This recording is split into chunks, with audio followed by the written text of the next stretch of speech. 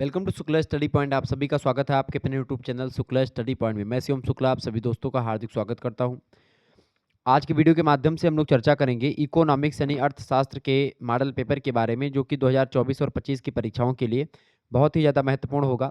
Economics के बारे में अगर बात की जाए तो जब आप बीए सेकंड सेमेस्टर में होते हैं तो इकोनॉमिक्स में आपको मैक्रो इकोनॉमिक्स के बारे में पढ़ना होता है, यानी प्रिंसिपल्स ऑफ मैक्रो इकोनॉमिक्स। ठीक है।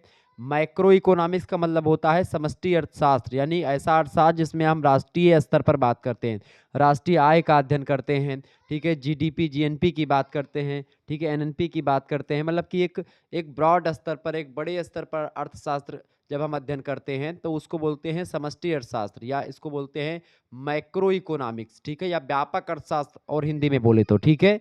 और इसको अगर बात की जाए, जो प्रथम सेमेस्टर में आप लोगों ने देखा होगा बीए के, उसमें आप लोगों ने माइक्रो इकोनॉमिक्स पढ़ा। माइक्रो का मतलब क्या होता है? सूक्ष्म अर्थशास्त्र, या जिसको आप बोलते हैं एक प्रकार से क्या बोलते हैं, सूक्ष्म अर्थशास्त्र, या एक प्रकार से बोले तो व्यष्टि अर्थशास्त्र। ठीक है, हिंदी में। तो अर्थशास्त्र की अगर बात की तो बीए सेकंड सेमेस्टर सेमेस्टर में अगर आप हैं, आपका मेजर माइनर किसी भी कोर्स में आपका अगर इकोनॉमिक्स सब्जेक्ट है तो आपके लिए बहुत ही महत्वपूर्ण है। अब आप देखेंगे एक विश्वविद्यालय दीनदयाल उपाध्याय गोरखपुर विश्वविद्यालय, उसके लिए भी महत्वपूर्ण होगा, क्योंकि इको 104 और इको 105 दो पेपर आपके होते हैं दीनदयाल उपाध्याय गोरखपुर विश्वविद्यालय में। एक सब्जेक्ट यानी इकोनॉमिक्स के दो पेपर होंगे सेकंड सेमेस्टर में। एक पेपर का आपका मतलब दोनों पेपर जो होंगे वो माइक्रो इकोनॉमिक्स के ही होंगे, यानी कि एक होगा माइक्रो इकोनॉमिक्स फर्स्ट और एक होगा माइक्रो इकोनॉमिक्स सेकंड। तो मतलब उसके लिए दोनों वीडियो मैं बना दूंगा, यानी कि ये पहली वीडियो है, इसके बाद में अगली वीडियो भी आ जाएगी। ठीक है। इकोनॉमिक्स 105 वाली, तो 105 में जो होगा वो द्वितीय पेपर होगा, यानी शुरुआती 4 इकाइयों से एक पेपर बनता है और लास्ट की 4 इकाइयों से 2 पेपर। बाकी विश्वविद्यालयों में यही सिलेबस है, यानी micro economics, principles of micro economics, ये एक ही पेपर में पूछा जाता है। जैसे कि सिद्धार्थ यूनिवर्सिटी में ऑब्जेक्टिव जो प्रश्न आएंगे वो एक प्रकार से ये एक ही पेपर में आ जाएंगे दोनों। ठीक है। सभी विश्वविद्यालय में किसी किसी में 75 आते, किसी में 50-50 आते। जैसे दीनदयाल उपाध्याय गोरखपुर विश्वविद्यालय में 50-50 क्वेश्चन ऑब्जेक्टिव आते, तो इसीलिए मैंने 50 क्वेश्चंस के बारे में यहाँ पर बताने का प्रयास किया। मैं करूंगा अभी आगे चल करके। ठीक है। तो बाकी विश्वविद्यालय में 75 प्रश्न पूछे जाते हैं, किसी में आपके 100 क्वेश्चन पूछे जाते हैं। तो अगर आप एक प्रकार से इन दोनों वीडियोस को देख लेंगे, यानी अर्थशास्त्र का पेपर मतलब कि 104 वाला 105 वाला, तो बाकी विश्वविद्यालयों के लिए बहुत ही महत्वपूर्ण होगा। ठीक है। और इस तरीके से चूंकि दीनदयाल उपाध्याय गोरखपुर विश्वविद्यालय वाले परेशान हो जाते थे कि सर जी इको 104 105 का दीजिए, या सोसी यानी कि सोशियोलॉजी को या सोसी 104 105 में मतलब कि कैटेगराइज किया गया है। तो ऐसे ही हर एक सब्जेक्ट का आपको मॉडल पेपर मिलता रहेगा, ये बात आप ध्यान रखेंगे। तो बहुत ही महत्वपूर्ण लगभग 50 इंपॉर्टेंट प्रश्नों को मैंने छांटा है आपके लिए, तो ये प्रश्न आप लोग तैयार कर लीजिएगा। ठीक है। अब आइए जानने का प्रयास करते हैं कौन कौन से प्रश्न आपकी परीक्षा की दृष्टि से इंपॉर्टेंट है, पूछे जा सकते हैं। पहला प्रश्न आप देखिएगा।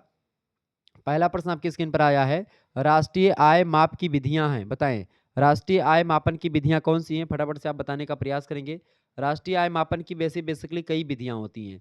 तो आपका इसमें देखें उत्पादन विधि, ये भी एक विधि है। आय संगणना विधि, यानी उत्पादन विधि का मतलब क्या हो गया, यानी कि एक देश में या हमारे देश में, भारतीय देश में कितनी चीज़ें उत्पादित की जा रही, क्या क्या जैसे खनन किया जा रहा है, कितनी कृषि हो रही है, कितना हम एक प्रकार से और चीज़ों का उत्पादन कर पा रहे हैं, अनाजों का। तो इन सभी का जो मार्केट वैल्यू होती है, उसी को एक प्रकार से एक साल के भीतर की, उसी को राष्ट्रीय आय कहते हैं। तो उत्पादन विधि के द्वारा ऐसे ज्ञात करते हैं। आय संगणना विधि, आय संगणना मतलब क्या होता है कि मान लेते हैं जो प्रति व्यक्ति आय है उन सभी को जनसंख्या देख लिया, प्रति व्यक्ति आय देख ली कितनी है, तो उनकी जो आय है, इनकम जो है, इनकम के अकॉर्डिंग जब हम राष्ट्रीय आय का निर्धारण करते हैं एक वर्ष में, तो होता है आय संगणना विधि।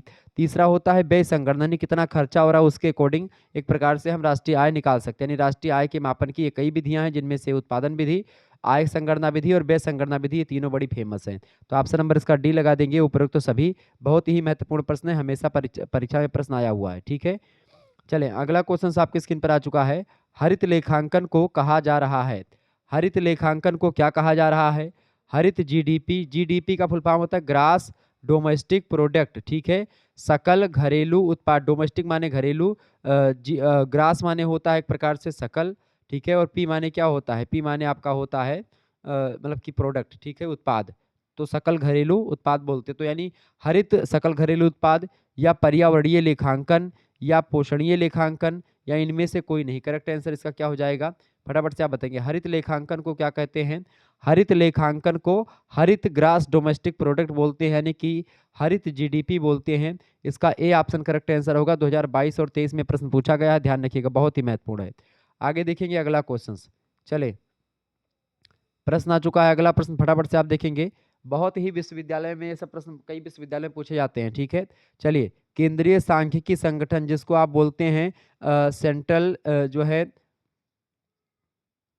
CSO शॉर्ट फॉर्म में इसको बोलते हैं, ठीक है। देखिए, केंद्रीय सांख्यिकी संगठन, ठीक है। केंद्रीय सांख्यिकी संगठन की अगर बात की जाए तो इसने कब राष्ट्रीय आय को आधार वर्ष बनाया, मतलब कि कब राष्ट्रीय आय को आधार वर्ष बनाया, किस वर्ष को? तो इसने 1956 को एक प्रकार से क्या बनाया, 1956 को एक प्रकार से राष्ट्रीय आय का आधार बनाया। ये बात आप ध्यान रखेंगे। तो इसका डी ऑप्शन इसका बिल्कुल करेक्ट आंसर हो जाएगा। ओके, तो केंद्रीय सांख्यिकी संगठन की अगर बात की जाए, ठीक है, यानी कि central statistics organisation, central statistics organisation ने कब राष्ट्रीय आय को आधार वर्ष बनाया, किस वर्ष को? तो 1956 को बनाया। डी ऑप्शन करेक्ट आंसर होगा। भारत का राष्ट्रीय आय आधार वर्ष है इनमें से छठा, तो बताइए इनमें से जो है 1948 से 49 वाला जो है यही है। डी ऑप्शन करेक्ट आंसर होगा। अगला प्रश्न है, भारत में राष्ट्रीय आय का आकलन कब प्रारंभ हुआ? भारत में राष्ट्रीय आय का जो आकलन प्रारंभ हुआ है 1951 से 52 में शुरू हो गया था। ए ऑप्शन इसका राइट आंसर होगा। बढ़िया प्रश्न परीक्षा में आ सकता है। ये प्रश्न 100% आने वाला है। प्राथमिक क्षेत्र के अंतर्गत आता है। प्राथमिक क्षेत्र के अंतर्गत क्या आता है? कृषि आती है, बिल्कुल आती है। एग्रीकल्चर जो है प्राथमिक क्षेत्र के अंतर्गत आता है। वनिकी यानी कि जंगल से लकड़ी काटना है, जंगल लगाना, ये सब भी प्राथमिक क्षेत्रों के अंतर्गत आता है। खनन करना, ये भी प्राथमिक क्षेत्र के अंतर्गत आता है। तो ऑप्शन नंबर इसका डी लगा देंगे, उपरोक्त तो सभी, ठीक है, ये प्राथमिक क्षेत्र के अंतर्गत आते हैं। अगला प्रश्न, निम्नलिखित में से कौन तृतीय क्षेत्र में आता है? तृतीय क्षेत्र का मतलब क्या होता है? तृतीय क्षेत्र में जैसे आपका जो व्यवस्था से रिलेटेड होता है, जैसे बैंक हो गया, बीमा हो गया, संचार हो गया, ये सब आपके तृतीय क्षेत्र में आते हैं। अब द्वितीय क्षेत्र में कौन से आएंगे? द्वितीय क्षेत्र में जैसे कि आपने कृषि किया, अब कृषि एक प्रकार से क्या हो गया? कृषि आपकी एक प्रकार से प्राथमिक क्षेत्र हो गया। अब द्वितीय क्षेत्र में क्या होगा? आपने कृषि के द्वारा मान लेते हैं कोई चीज़ आपने बनाई, जैसे मान लेते हैं आपने खेती करी, आपको गेहूं मिल गया, तो अब गेहूं से अगर आप बिस्किट बनाएंगे तो बिस्किट बनाने की जो प्रक्रिया है वो द्वितीय क्षेत्र में आएगी, ठीक है। जैसे आपने जंगल से लकड़ी काटी, अब उस लकड़ी का आप कुर्सी और मेज बना रहे हैं, या आप और भी चीज़ें बना रहे हैं, प्रोडक्ट बना रहे हैं, ठीक है, दरवाजा बना रहे हैं, जंगला बना रहे हैं, खिड़की बना रहे हैं, तो वो सब क्या होगा? वो आपका द्वितीय क्षेत्र में चला जाएगा। यानी ये प्राथमिक क्षेत्रों का या प्राथमिक क्षेत्र के जो वस्तुएं हैं उनका उपयोग करके हम एक प्रकार से उसमें मानविकी का प्रयोग करते हैं, मानव टेक्नोलॉजी का प्रयोग करते हैं, और उसके बाद में जब कोई नई वस्तु तैयार करते हैं तो उसी को द्वितीय क्षेत्र के अंतर्गत माना जाता है। जैसे कि आप देखेंगे कुर्सी मेज ये सब बनाई गई लकड़ी से ही, तो एक प्रकार से प्राथमिक चीज़ है लकड़ी, यानी जंगल से जो लकड़ी आटती है उसी से बनता है। और भी जैसे जो पेड़ से होती, पेड़ से तो कुर्सी मेज वगैरह बनती, तो आजकल तो प्लास्टिक से बनने लगे, हालांकि लकड़ी की पहले बनती थी। अगला प्रश्न, निम्नलिखित में से कौन तृतीय क्षेत्र में आता है? तो बीमा, बैंक, संचार, सब उपरोक्त तो सभी। आगे देखेंगे अगला क्वेश्चन आपकी स्क्रीन पर आ चुका है। राष्ट्रीय आय का चक्रीय प्रवाह निर्भर करता है। बहुत ही बढ़िया प्रश्न है, फटाफट से आप लोग बताने का प्रयास करेंगे।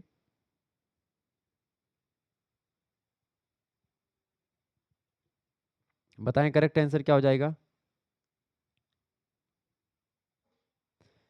राष्ट्रीय आय का चक्रीय प्रवाह निर्भर करता है, तो राष्ट्रीय आय का चक्रीय प्रवाह जो होता है वो संपूर्ण उत्पादन पर भी डिपेंड है और संपूर्ण आय पर भी डिपेंड करता है। जो चक्रीय प्रवाह निर्भर है राष्ट्रीय आय का, नेशनल इनकम का, वो संपूर्ण उत्पादन और संपूर्ण आय दोनों पर, यानी कि जितना आपका उत्पादन हो रहा है, प्रोडक्टिविटी क्या है और इनकम क्या है, दोनों। ऑप्शन नंबर सी लगा देंगे, दोनों। अगला प्रश्न है, आर्थिक कल्याण कुल कल्याण का मापक, यानी कि एक प्रकार से पैरामीटर है। यह कथन सत्य है या असत्य है? तो आर्थिक कल्याण कुल कल्याण का मापक है, यह कथन बिल्कुल सत्य है। ऑप्शन नंबर इसका सी का ए करेक्ट आंसर हो जाएगा, सत्य। नेक्स्ट क्वेश्चन आप देखेंगे, इकोनॉमिक वेलफेयर यानी कि आर्थिक कल्याण को जिस अर्थशास्त्री ने मुद्रा से संबंधित या मुद्रा से रिलेटेड माना है, किसको किस अर्थशास्त्री ने माना है कि मुद्रा से संबंधित होता है आर्थिक कल्याण? उस अर्थशास्त्री का क्या नाम है, बताएं। अल्फ्रेड मार्शल, एससी पीगो, या क्राउथर, या फिर मिल्टन फ्रीडमैन? करेक्ट आंसर क्या हो जाएगा इसका? तो आर्थिक कल्याण को एक प्रकार से मुद्रा से रिलेटेड मानते हैं, कौन? मुद्रा से रिलेटेड मानते हैं, एक प्रकार से उनका नाम है जो है SC Pigou. Option number B correct answer हो जाएगा। अगला क्वेश्चन आपकी स्क्रीन पर आ चुका है, फटाफट से आप देखेंगे। प्रश्न है, आर्थिक कल्याण में वृद्धि होने पर सामान्य तौर पर सामाजिक कल्याण में होगी, बताएं। आर्थिक कल्याण में वृद्धि होने पर सामान्य तौर पर सामाजिक कल्याण में क्या होगी, उसमें भी वृद्धि होगी। ऑप्शन नंबर इसका बी करेक्ट आंसर होगा। बहुत ही इंपॉर्टेंट प्रश्न। आगे देखेंगे, अर्थव्यवस्था में प्रमुख भूमिका होती है, यानी इकोनॉमी में प्रमुख भूमिका किसकी होती है, सरकार की, उपभोक्ता की, किसान की या उद्योगपतियों की। तो अर्थव्यवस्था में जो प्रमुख भूमिका निभाता है वो कौन निभाता है, सरकार। अर्थव्यवस्था की में सरकार की बहुत भूमिका होती है, ये बात ध्यान रखेंगे। ठीक है, option number A correct answer हो जाएगा। अगला प्रश्न है, आर्थिक क्रियाओं के संबंध में मुख्य निर्णायक कौन है। आर्थिक क्रियाओं के संबंध में मुख्य निर्णायक जो हैं, देखिए परिवार, फर्म, सरकार या फिर ये सभी। तो आर्थिक क्रियाओं के संबंध में देखिए अपने अपने स्तर पर ये तीनों ठीक हैं। पारिवारिक मामलों में आर्थिक क्रियाओं के संबंध में निर्णय लेना होगा तो परिवार का मुखिया लेगा। फर्म यानी कंपनी बड़ी बड़ी जो होते उद्योग होते हैं उनकी बात की तो उसका मुखिया लेगा। और अगर इन कंपनी के बारे में कोई निर्णय लेना होगा एक प्रकार से कोई लॉ से रिलेटेड तो वो सरकार लेगी। तो तीनों ले सकते हैं। ऑप्शन नंबर इसका डी करेक्ट आंसर हो जाएगा, उपरोक्त तो सभी।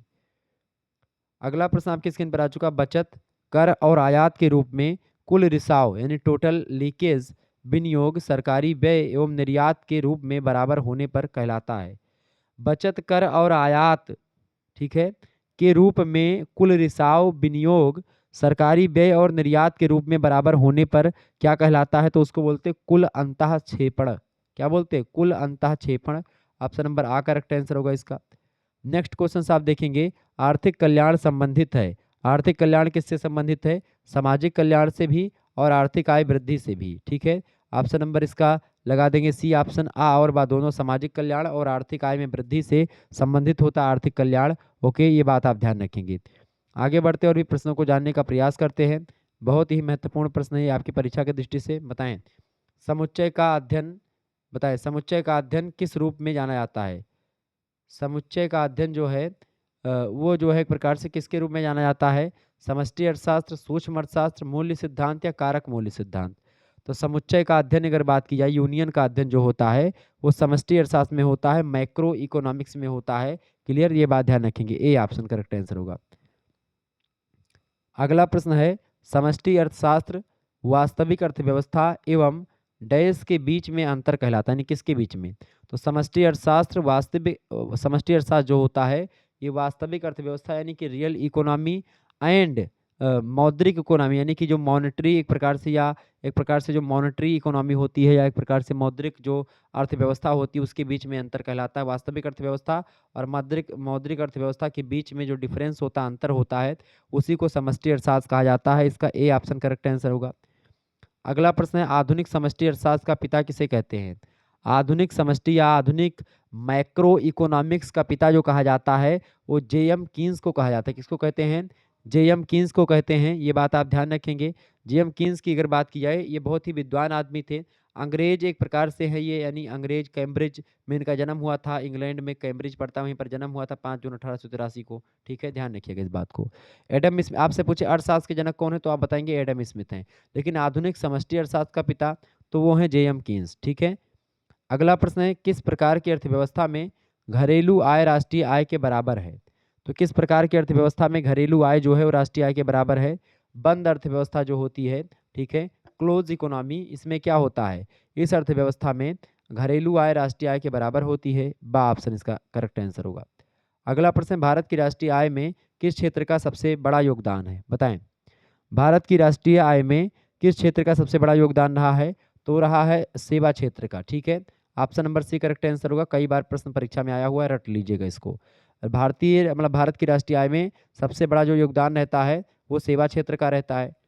अगला क्वेश्चन आपकी स्क्रीन पर आ चुका है, समष्टि अर्थशास्त्र अर्थशास्त्र का अध्ययन है जो कि 4 प्रमुख कारकों से संबंधित है। बताएं, समष्टि अर्थशास्त्र अर्थशास्त्र का अध्ययन है जो कि 4 प्रमुख कारकों से संबंधित है। कौन से वो 4 कारक हैं, वो पहला कारक है घरेलू, दूसरा है फर्म, तीसरा है सरकारी और चौथा है वाह्य क्षेत्र। तो ये 4 होते हैं। ऑप्शन नंबर इसका बी करेक्ट आंसर हो जाएगा। ये बहुत ही महत्वपूर्ण प्रश्न थे जो कि आप लोग समझ रहे हैं। आगे देखिएगा अगला प्रश्न। अगला प्रश्न आपकी परीक्षा की दृष्टि से बहुत ही महत्वपूर्ण है, आ चुका है आपकी परीक्षा की दृष्टि से इंपॉर्टेंट प्रश्न। मैको शब्द की बात करी जाए, मैको शब्द की उत्पत्ति किससे हुई है। देखिए मैको शब्द जो है ग्रीक भाषा का शब्द है। ग्रीक भाषा के शब्द मैक्रोज, मैक्रोज शब्द से बना हुआ है। मैक्रो, मैक्रो, ठीक है, मैक्रोज शब्द से क्या क्या क्या बना हुआ है, मैक्रो शब्द बना हुआ है, जिसका मतलब क्या होता है, बृहद या बड़ा। ठीक है, ध्यान रखिएगा। आगे देखेंगे, अगला प्रश्न है राष्ट्रीय आय है। राष्ट्रीय आय क्या है? स्कंद अवधारणा, प्रवाह अवधारणा, अनुप्रस्थ काट विश्लेषण या स्थितिक अवधारणा। तो राष्ट्रीय आय जो होती है प्रवाह अवधारणा होती है, इसका बी ऑप्शन राइट आंसर होगा। अगला प्रश्न, निम्नलिखित में से कौन सा राष्ट्रीय आय का एक भाग नहीं है? वृद्धा अवस्था में जो पेंशन होती है वो, या बेरोजगारी भत्ता, या लाभ, या छात्रवृत्ति वजीफा जिसको बोलते हैं। तो कौन सा राष्ट्रीय आय का एक भाग नहीं हो सकता? तो लाभ जो है वो राष्ट्रीय आय का एक भाग नहीं है। ऑप्शन नंबर इसका सा करेक्ट आंसर होगा। अगला प्रश्न, एक देश की राष्ट्रीय आय की राष्ट्रीय आय जो होता है कहा जाता है, एक देश की राष्ट्रीय आय को क्या कहा जाता है? उसको शुद्ध घरेलू उत्पाद भी बोलते हैं। डी ऑप्शन करेक्ट आंसर होगा। अगला प्रश्न है, पूर्ण अर्थव्यवस्था का अध्ययन संबंधित है। पूर्ण अर्थव्यवस्था का अध्ययन किससे संबंधित है? वो संबंधित है भैया व्यापक अर्थशास्त्र यानी कि समष्टि अर्थशास्त्र यानी माइक्रो इकोनॉमिक्स से रिलेटेड है। एक जो है इंटायर इकोनॉमी का जो अध्ययन है ये व्यापक यानी कि समष्टि या माइक्रो इकोनॉमिक्स से रिलेटेड है। ठीक है, ध्यान रखिएगा, व्यापक अर्थशास्त्र या समष्टि अर्थशास्त्र उससे रिलेटेड है पूर्ण अर्थव्यवस्था का अध्ययन। अगला प्रश्न, बेरोजगारी ब्याज और मुद्रा, बेरोजगारी ब्याज और मुद्रा के सामान्य सिद्धांत हैं। इस पुस्तक को किसने लिखा है? बेरोजगारी ब्याज और मुद्रा के सामान्य सिद्धांत, इस पुस्तक को लिखने वाले विद्वान कौन है? बिल्कुल आप सभी का पता करेक्ट आंसर है जॉन मेनार्ड कीन्स, बिल्कुल करेक्ट आंसर है। 1936 में इस पुस्तक को लिखा था इन्होंने। ठीक है, 1936 में, बड़ी फेमस पुस्तक है इनकी। रोजगार के सिद्धांत पर बड़ा काम किया है इन्होंने। ठीक है, ये बात आप ध्यान रखेंगे। अच्छा बताएं, सामान्य कीमत स्तर का अध्ययन किस में किया जाता है? समष्टि अर्थशास्त्र में या व्यष्टि में? समष्टि में किया जाता है। ठीक है, बंद अर्थव्यवस्था का उदाहरण कौन सा देश है इनमें से? बंद अर्थव्यवस्था के उदाहरण की अगर बात की जाए तो चाइना जो है ये बंद अर्थव्यवस्था का एक प्रकार से उदाहरण है। क्लियर। अगला प्रश्न, उचित रूप से समष्टि अर्थशास्त्र देन है। समष्टि अर्थशास्त्र देन है किसकी? कोई मतलब कि क्विने की, या मार्शल की, या पीगो की, या कीन्स की? तो ये है प्रोफेसर कीन्स की, जॉन मेनार्ड कीन्स की देन है। और इन्हीं इसीलिए इनको जनक कहा जाता है आधुनिक समष्टि अर्थशास्त्र का। ठीक है, डी ऑप्शन करेक्ट आंसर हो जाएगा। आगे देखेंगे, रोजगारी मतलब रोजगारी और बेरोजगारी की अवधारणा संबंधित है। रोजगारी और बेरोजगारी की अवधारणा किससे संबंधित है? समष्टि अर्थशास्त्र से रिलेटेड है। ऑप्शन नंबर इसका सी राइट आंसर होगा। आगे देखेंगे, अगला प्रश्न आपकी स्क्रीन पर आ चुका है, फटाफट से आप देखेंगे, वीडियो को लाइक और चैनल को सब्सक्राइब करते रहिएगा। बहुत ही जबरदस्त प्रश्न आ चुका है। बताएं, प्रोफेसर कीन्स का जन्म हुआ था, प्रोफेसर कीन्स का जन्म कब हुआ था? फटाफट से आप लोग बताने का प्रयास करेंगे। प्रोफेसर कीन्स का जो जन्म हुआ था वो कब हुआ था बताएं। प्रोफेसर कीन्स के जन्म की अगर बात की जाए तो प्रोफेसर कीन्स का जन्म हुआ था 1883 में। 1883 में 5 जून को इनका जन्म होता है। किस दिन? 5 जून 1883 में जन्म होता है। कहाँ पर जन्म होता है? कैम्ब्रिज स्थान है एक, उसी कैम्ब्रिज स्थान पर जो कि इंग्लैंड में पड़ता है, यानी कि यूके में, यूनाइटेड किंगडम में इनका जन्म हुआ था। ठीक है, 5 जून को कैम्ब्रिज में। क्लियर। कैम्ब्रिज यूनिवर्सिटी उसी स्थान पर है, इसीलिए इसको कैम्ब्रिज यूनिवर्सिटी कहते हैं।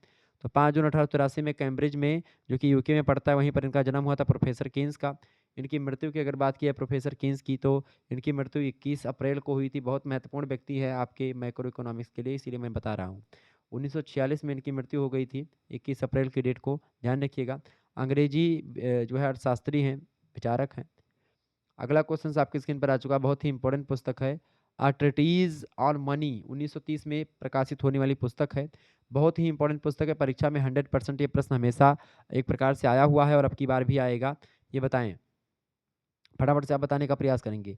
अ ट्रीटीज ऑन मनी, इस पुस्तक का प्रकाशन 1930 में हुआ। अब ये बताएं इस ग्रंथ को लिखा किसने है? तो इसको लिखा है एक प्रकार से किसने? प्रोफेसर कीन्स ने इस पुस्तक को लिखा है। आपको बता दूं ये 2 खंडों में प्रकाशित हुई पुस्तक है, आ ट्रीटीज ऑन मनी। 1930 में बेसिकली प्रकाशन हुआ था इसका। ठीक है, आपको बता दूं आधुनिक अर्थशास्त्र का जनक कहा जाता है कीन्स महोदय को, और इसके अलावा केनेसियन अर्थशास्त्र के संपादक भी रहे हैं कीन्स महोदय। आगे देखेंगे, अगला क्वेश्चन है, उपभोग की प्रवृत्ति को प्रभावित करने वाले तत्व हैं। उपभोग की प्रवृत्ति को प्रभावित करने वाले तत्व कौन से हैं? राजकोषीय नीति जो है ये इनमें से प्रभावित करेगी। उपभोग की प्रवृत्ति को क्या प्रभावित करेगी? उपभोग को आय, राजकोषीय नीति, ब्याज की दर, या उपरोक्त तो सभी। तो इसका करेक्ट आंसर क्या हो जाएगा? राजकोषीय नीति इज राइट आंसर, बा ऑप्शन करेक्ट आंसर होगा। अगला प्रश्न, गुणक के लिए किस शब्द को प्रयोग किया जाता है? गुणक के लिए किस शब्द का प्रयोग करते हैं? तो के का प्रयोग करते हैं, बी ऑप्शन करेक्ट आंसर होगा इसका। अगला प्रश्न, रोजगार गुणक की अगर बात की जाए, एम्प्लॉयमेंट मल्टीप्लर, इसके प्रतिपादक कौन है? तो रोजगार गुणक के प्रतिपादक कौन है? तो रोजगार गुणक के प्रतिपादक हैं सबसे पहले प्रोफेसर आर.ए. काहन, आर.एफ. काहन। आर.एफ. काहन की अगर बात की है 1931 में सबसे पहले इन्होंने रोजगार गुणक की बात करी। फिर उसके बाद में इन्हीं के सिद्धांतों को फॉलो करते हुए प्रोफेसर कीन्स की अगर बात की जाए तो उन्होंने 1936 ईस्वी में रोजगार ब्याज और मुद्रा या धन का सामान्य सिद्धांत प्रतिपादित किया। 1936 में किसने? Professor J.M.. कीन्स ने, ठीक है, जॉन मिनार्ड कीन्स ने। क्लियर, ये बात आप ध्यान रखेंगे। अच्छा, गुणक के प्रमुख मतलब कि आलोचकों में किसका नाम आता है? तो गुणक के प्रमुख आलोचकों में नाम आता है प्रोफेसर हिट का, प्रोफेसर हार्ट हैं, प्रोफेसर स्टिगलर हैं। इन सभी लोगों ने आलोचना करी है गुणक सिद्धांत की, जो कि प्रोफेसर कीन्स और प्रोफेसर जो है आर.एफ. काहन के द्वारा दिया गया। वैसे इसके बारे में सबसे पहले प्रोफेसर आर.ए. काहन ने बताया था, तो इसका करेक्ट आंसर क्या हो जाएगा? इसके प्रतिपादक कौन है? प्रोफेसर आर.एफ. काहन है। सी ऑप्शन इसका राइट आंसर होगा। आगे देखेंगे, गुणक का मूल्य निम्न में से होगा। गुणक का मूल्य निम्न में से क्या होगा? तो देखें, गुणक का जो मूल्य होता है निम्न सीमाओं में, निम्न सीमाओं में क्या होगा? निम्न सीमाओं में अगर बात की जाए तो 1 और 0 होगा। इसका बी ऑप्शन राइट आंसर होगा। आगे देखेंगे, बहुत ही बढ़िया प्रश्न, ऐच्छिक बेरोजगारी संबंधित है, बताएं ऐच्छिक बेरोजगारी किससे रिलेटेड है भाई? फटाफट से आप बताने का प्रयास करेंगे, बताइएगा। ऐच्छिक बेरोजगारी, ऐच्छिक बेरोजगारी जो होती है व्यक्ति की इच्छा से संबंधित होती है। इसका ए ऑप्शन बिल्कुल करेक्ट आंसर है, ठीक है। आगे देखेंगे अगला प्रश्न, से का नियम संबंधित है। से कौन है? से का पूरा नाम है जेबी से, ठीक है। जेबी से एक अर्थशास्त्री हैं, बड़े अच्छे विद्वान हैं जेबी से। इन्होंने बाजार से संबंधित कई सारे नियम दिए हैं, ठीक है। ये बात आप ध्यान रखेंगे। जेबीसी ने क्या दिया है? जेबीसी महोदय ने बाजार से रिलेटेड बहुत सारे नियम दिए हैं, ठीक है। तो ऑप्शन नंबर इसका ए लगा देंगे, बाजार से संबंधित नियम है इनका। आगे देखेंगे, अगला क्वेश्चन आ चुका है परीक्षा की दृष्टि से आपके, पूर्ण रोजगार संबंधी स्थिति के संदर्भ में कौन सा कथन सत्य है? बताएं, पूर्ण रोजगार संबंधी स्थिति के संदर्भ में कौन सा कथन इनमें से सत्य है? इनमें से आपका देखें, यह व्यवहार में संभव नहीं है, तो ये बिल्कुल नहीं, व्यवहार में संभव नहीं है। ऑप्शन नंबर इसका ए करेक्ट आंसर हो जाएगा।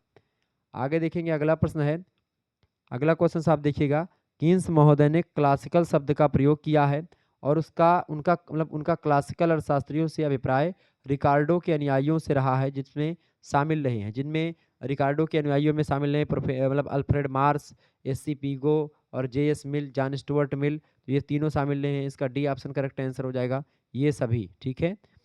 आगे देखेंगे, अगला प्रश्न है, कौन सा तथ्य कीन्स के सामान्य सिद्धांत की मान्यता से संबंधित है? तो कौन सा तथ्य कीन्स के सामान्य सिद्धांत की मान्यता से रिलेटेड है? तो इनमें से देखेंगे, पूर्ण प्रतियोगिता नहीं, दीर्घकालीन प्रतियोगिता नहीं, उत्पादन तकनीकी की स्थिरता, बिल्कुल करेक्ट आंसर हो जाएगा। C option is right answer इसका, सी ऑप्शन इसका करेक्ट आंसर हो जाएगा। अगला प्रश्न है, कीन्स के अनुसार के बराबर वाई बटे डेल्टा आई, इसमें के का संबंध किससे है? के का संबंध किससे? गुणक प्रभाव से के का संबंध है। तो ये कीन्स का सिद्धांत है, के बराबर वाई अपान डेल्टा आई, ये सूत्र ध्यान रखिएगा। प्रश्न आप पूछेगा कि के कीन्स का नियम इनमें से कौन सा कीन्स का सिद्धांत है, कीन्स का सूत्र क्या है, तो आप बताएंगे के बराबर गुणक का सूत्र, के बराबर कैपिटल वाई बटे डेल्टा बटे कैपिटल आई, ठीक है, ये ध्यान रखिएगा।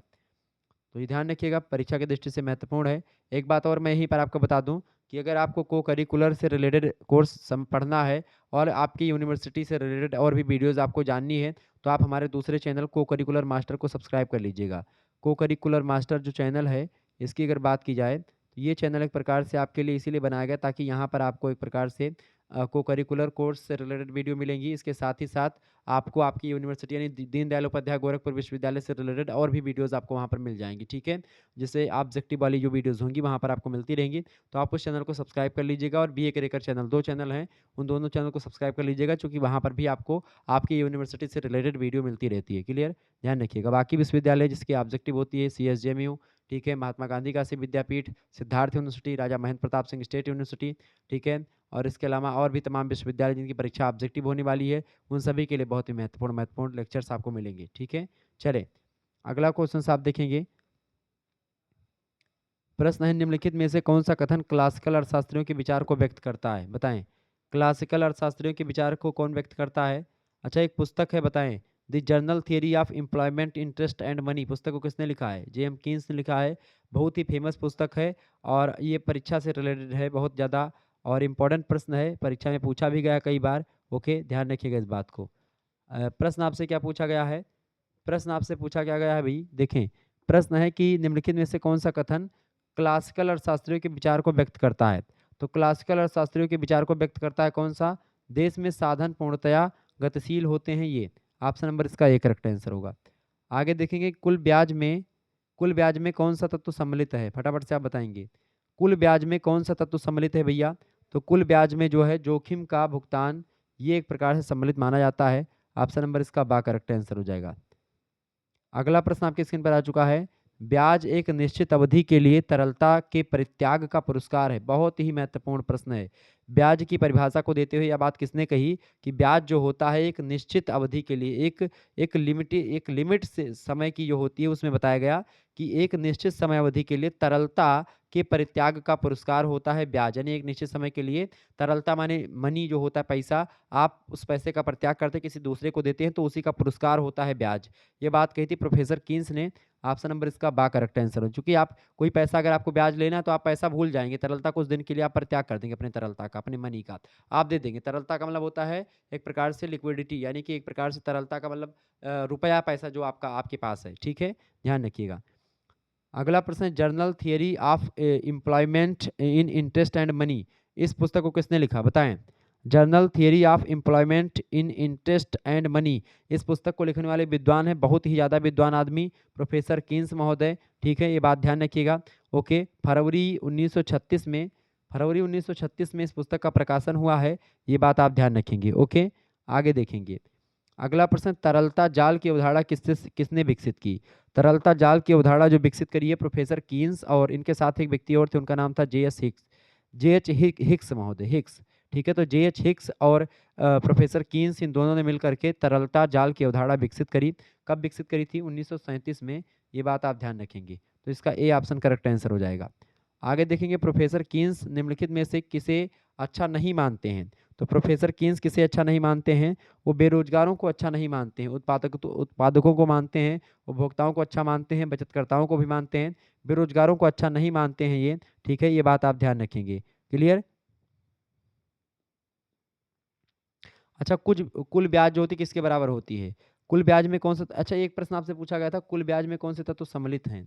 यहाँ पर इस प्रश्न में शुद्ध ब्याज भी दिया है ना, शुद्ध ब्याज और जोखिम का भुगतान, ये दोनों एक प्रकार से आप समझ, इसको दोनों को इंक्लूड कर लीजिएगा। ठीक है, शुद्ध ब्याज, जोखिम का भुगतान, इसके अलावा असुविधा का पुरस्कार और प्रबंध का पुरस्कार, ये सब कुल ब्याज के बराबर होते हैं। ठीक है, तो ऊपर तो दोनों इसका लगा लेंगे, सी ऑप्शन इसका राइट आंसर हो जाएगा। मुझे अब ध्यान है, तो चूंकि यहाँ पर देखेंगे ऊपर तो सी पर मेरा ध्यान नहीं गया था कि दोनों होंगे, तो जोखिम का भुगतान ज़्यादा इंपॉर्टेंट देता है। कुल ब्याज, शुद्ध ब्याज, कुल ब्याज में शुद्ध ब्याज, जोखिम का भुगतान, शुद्ध ब्याज रहता है, सब कुछ इसमें शामिल है, तो इसका सी ऑप्शन करेक्ट आंसर था। ठीक है, आगे देखें, प्रोफेसर कीन्स निम्नलिखित में से किसे अच्छा नहीं मानते हैं? तो वो एक प्रकार से बेरोजगारों को अच्छा नहीं मानते हैं, डी ऑप्शन, बहुत ही इंपॉर्टेंट प्रश्न। और अगला क्वेश्चन है, सार्वजनिक व्यय के सिद्धांत को सत्ता में बने रहने का सिद्धांत कहा जाता है, ये कथन किसका है? सार्वजनिक व्यय के सिद्धांत को सत्ता में बने रहने का सिद्धांत कहा जाता है, तो ये मतपेटी सिद्धांत, इसका करेक्ट आंसर क्या हो जाएगा? A option. तो इस तरीके से आप लोगों ने बहुत सारे प्रश्नों को समझ लिया। ये सब प्रश्न आपकी परीक्षा की दृष्टि से बहुत महत्वपूर्ण थे। ऐसे ही हर एक सब्जेक्ट का मॉडल पेपर आपको मिलता रहेगा। क्लियर? तो ये बात ध्यान रखिएगा। तो आज हमने 104 का मॉडल पेपर देखा, इको यानी कि ECO 104 यानी इको 104 कोड वाला जो पेपर है मैंने आज देख लिया। अब अगला जो आएगा इको 105 वाला कोड, उसको भी मैं बता दूंगा। तो बाकी विश्वविद्यालयों के लिए बहुत ही महत्वपूर्ण हो जाएगा। जैसे राम मनोहर लोहिया अवध विश्वविद्यालय में जो माइनर पेपर होता है हर एक सब्जेक्ट का, वो आपका ऑब्जेक्टिव होता है, उसके लिए भी बहुत महत्वपूर्ण है ये। ठीक है, इसके अलावा सिद्धार्थ यूनिवर्सिटी में माइनर होता है और मेजर भी ऑब्जेक्टिव होता है, सेकंड सेमेस्टर, फोर्थ सेमेस्टर और सिक्स सेमेस्टर का, तो उन सभी के लिए महत्वपूर्ण है। ठीक है, राजा महेंद्र प्रताप सिंह स्टेट यूनिवर्सिटी के लिए महत्वपूर्ण है। उसके अलावा कानपुर विश्वविद्यालय में ऑब्जेक्टिव होगा, उसके लिए महत्वपूर्ण है। ठीक है, और इसके अलावा महात्मा गांधी काशी विद्यापीठ का ऑब्जेक्टिव होगा, उसके लिए महत्वपूर्ण है। बाकी लिखित वालों के लिए तो मैं तैयारी कर रहा हूँ मॉडल पेपर, लिखित वालों के लिए भी जल्दी मॉडल पेपर आ जाएगा। ठीक है, धन्यवाद, मिलते हैं फिर नेक्स्ट वीडियो में। बहुत बहुत धन्यवाद आपसे।